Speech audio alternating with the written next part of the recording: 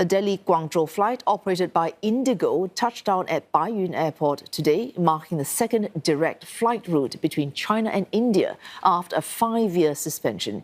IndiGO CEO, that's Pieter Elbers, was on the flight and told CNA's Yasmin Jonkers that new services go beyond just offering new routes.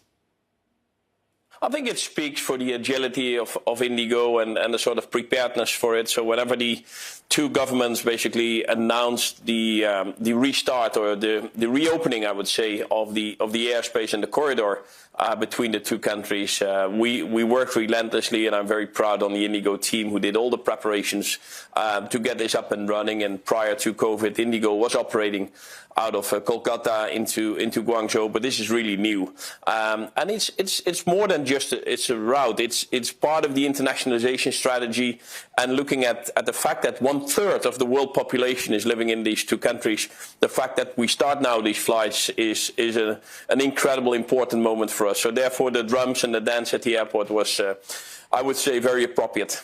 Okay. Well, are you expecting this brand new Delhi-Guangzhou route to be driven primarily by business travelers, students, or leisure traffic? And then how do you approach pricing in that case, and also capacity to balance these segments profitably?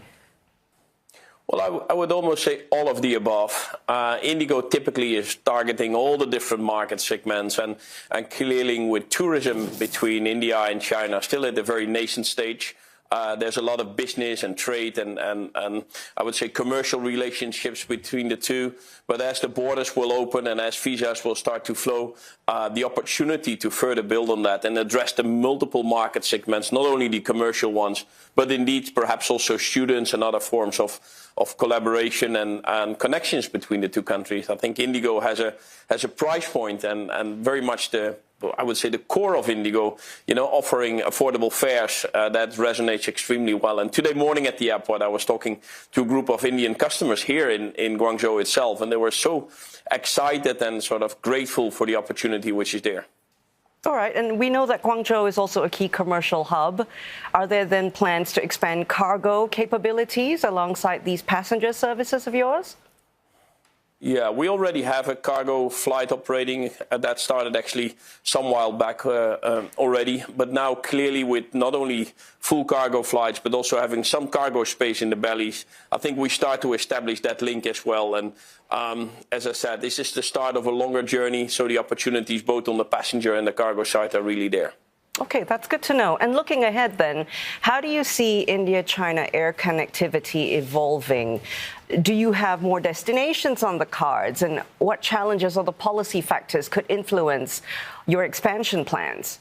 Yeah, well, clearly we have the ambition to grow. And I mean, there's numerous cities, both in India and China, with 5 million plus population. So direct connectivities between these two cities is really, I would say, a great opportunity.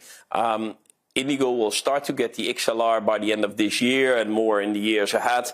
The Airbus 321 XLR is typically an aircraft which you could use for these, I would say, thinner routes between these cities. So the opportunity to start building on that clearly is there. Today we started Guangzhou, and obviously we're looking to other Chinese cities as well. Well, there's lots of pent-up demand, like you say, but how do you make, the seats full as time goes by? How do you make this a sustainable thing? I think there's a couple of factors. First of all, both countries are having a growing economic ties in terms of trade and relationships. That was being suspended a lot around the COVID area, and as things are moving forward, I think the two governments have taken steps to enhance that commercial relationship between the two countries. Clearly, that will stimulate demand. And again, looking at the fact that today, 1/3 of the world population is living in these two countries.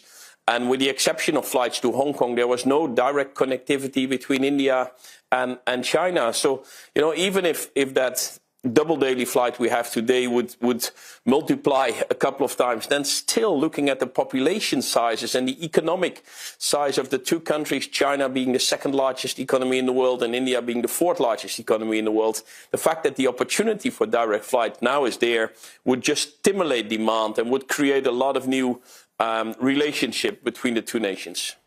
And we know that China's got these slot constraints and also deferring aviation regulations. So is IndiGo then exploring partnerships or inter-airline arrangements with particularly Chinese carriers or travel partners there to deepen your market access? Yeah, thank you for addressing that. Actually, we've signed up today for a commercial partnership with China Southern. China Southern clearly having a very strong position here in Guangzhou itself, but also Beijing, but primarily here in Guangzhou. So we have announced here the partnership, which will allow customers from IndiGo to connect on that huge network of China Southern, both in India itself as well as beyond to other parts of the world, and vice versa. Whenever China Southern were to decide to start flying into India, we will have a similar arrangement there. And I think when it comes to partnerships, it's all pretty new for IndiGo, but over the past 3 years, we've really stepped up the game when it comes to partnerships, and we've seen actually very, very positive momentum on that, and hence flying to Guangzhou and then connecting up with China Southern is the very logic thing to do. And for China Southern, flying to India and connecting up with IndiGo being the largest operator of India makes a lot of sense for them as well.